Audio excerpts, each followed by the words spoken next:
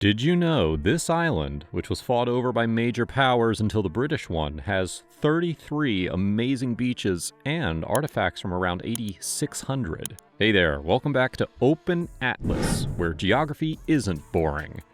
Let's spark your curiosity and have some fun exploring Anguilla. Geographical overview. Anguilla, a British overseas territory in the eastern Caribbean, sits east of Puerto Rico and the Virgin Islands and just north of St. Martin. It's separated from St. Martin by the Anguilla Channel, which is roughly 8 miles wide and is a pretty important route for boats in the Caribbean. Anguilla isn't just one island.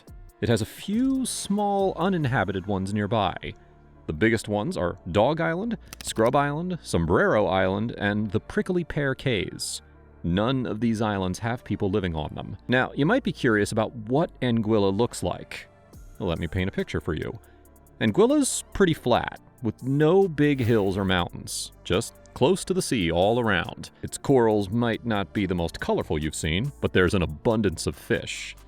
The soil here is pretty thin and not very rich, so it mainly supports things like bushes, tropical plants, and some forest growth. Even though it's not the best for farming, some types of plants still manage to thrive. Like many coral islands, Anguilla doesn't have much fresh water. There are no rivers on the island, but you'll find a few saltwater ponds near the coast. These ponds were used for Anguilla's salt industry until it shut down in the 1980s. The western side of the island is pretty rocky, but the eastern side, it's got this awesome stretch of white sand beaches. Anguilla has 33 beaches, but I'll highlight 3 of them for you. Shoal Bay. This is likely the most famous beach on Anguilla, and it's easy to see why. Even though it's a top spot, it never feels too crowded, which is a big plus. Rendezvous Bay Beach, Meads Bay. Anguilla has a tropical climate with warm temperatures, typically in the low 80s Fahrenheit. It gets a moderate amount of rainfall each year, which keeps the island lush and vibrant. Hurricanes can roll through Anguilla from June to November, and they can really pack a punch. Big storms in 1995 and 1999 did a number on the island's beaches, causing a lot of erosion. In Anguilla, you'll mostly find small trees and low scrub inland, with sea grapes growing along the coast. There are also some fruit tree plantations scattered around. As for wildlife, the island is inhabited by land reptiles, sea turtles, lobsters, and a ton of goats that are pretty much everywhere. Historical background. Anguilla's story starts way back with indigenous Amerindian peoples who made their way up from South America. The way archaeologists figure out how old a place is by searching for tools, pottery, weapons, and other artifacts that can indicate the age of the site. In Anguilla, what archaeologists found dates back to around 1300 BC. They also uncovered remains of settlements from around 8600. As with many untouched islands, the peace and obscurity didn't last forever. The island was first discovered by British settlers who arrived and colonized it in the 1650s. They set up plantations in the flat central part of the island to grow corn and tobacco. However, these plantations didn't last long. The Caribs, a warrior tribe from South America, took the Arawak Indians and wiped out the plantations. In case you're wondering, Arawak is the language spoken by the indigenous tribe from South America who settled on Anguilla. Just like with many unknown islands back in the day, Anguilla wasn't immune to its share of battles and conflicts. So the French wanted it too, so they took control of the island. Then the British came into the picture and got it through the Treaty of Aix-la-Chapelle. Even after that, the French kept trying to reclaim it for 150 years, but they never succeeded. So you might be wondering what the locals were after. Did they want independence and to get away from colonial rule? Well, of course. People generally crave freedom, right? It's just in our nature to want to be free. The Anguillan Revolution, or Anguilla's Independence Day, kicked off on May 30th, 1967. That's when the locals managed to kick out the Royal St. Kitts police force from their island. The British didn't waste any time, and they sent in a peacekeeping team to sort things out and get everything back on track. So, what happened next with their freedom and the island? Well, after all the political drama settled down, Anguilla's status as a British overseas territory meant that they got a mix of local autonomy and British oversight. They were able to manage their own affairs, but they still had ties to Britain. Political status. Anguilla handles its own local affairs, but the UK takes care of defense, foreign relations, and security. This setup works well since Anguilla gets to manage daily life while relying on the UK for the big, tough stuff. Anguilla's got its own local government with a House of Assembly, a Chief Minister, and an Executive Council. The UK sends over a governor who has some special powers, but the day-to-day stuff is mostly handled locally. Since Anguilla isn't an independent country, it's under British rule, so the UK handles all the international stuff for them.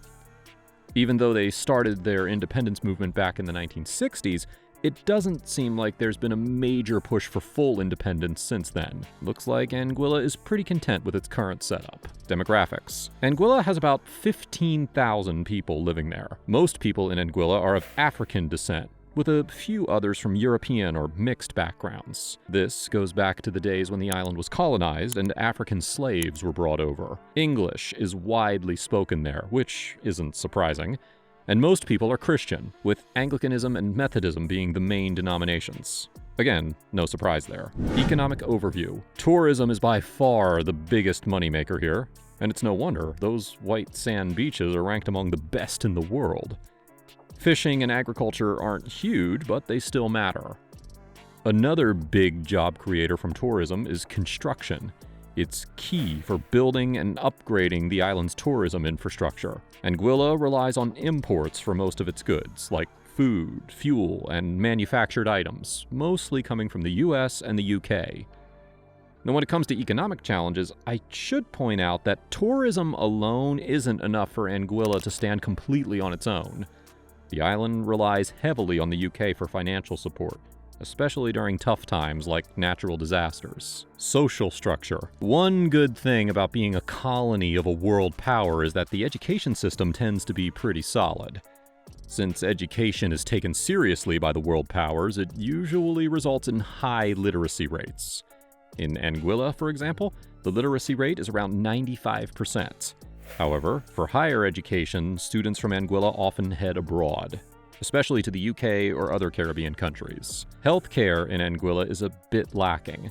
There are only 2 small hospitals and a few clinics, which are more like general practice surgeries. Poverty exists everywhere, even in the richest countries, and Anguilla is no exception to this. The most positive aspect of a country can also be its biggest downside.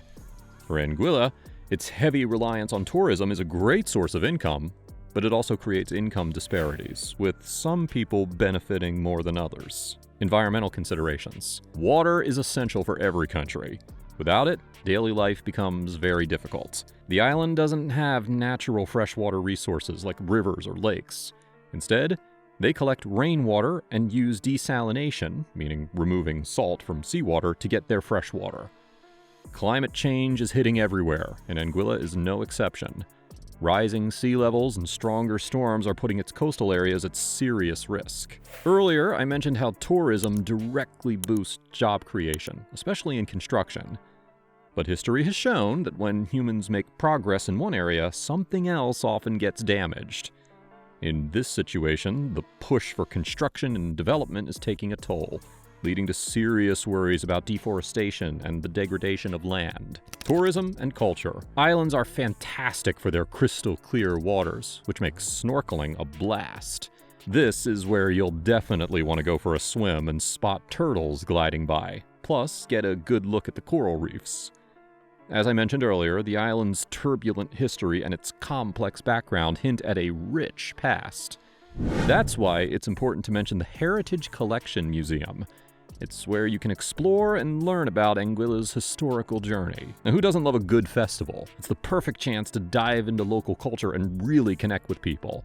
So I gotta mention the Anguilla Summer Festival, which features boat races, parades, and music events. Pretty fun, right? Challenges and future prospects. So, based on what we've talked about, the challenges can be summed up like this: independence issues, economic stability, natural disasters, deforestation, and income inequality. Another cool thing about the island's development is its focus on renewable energy.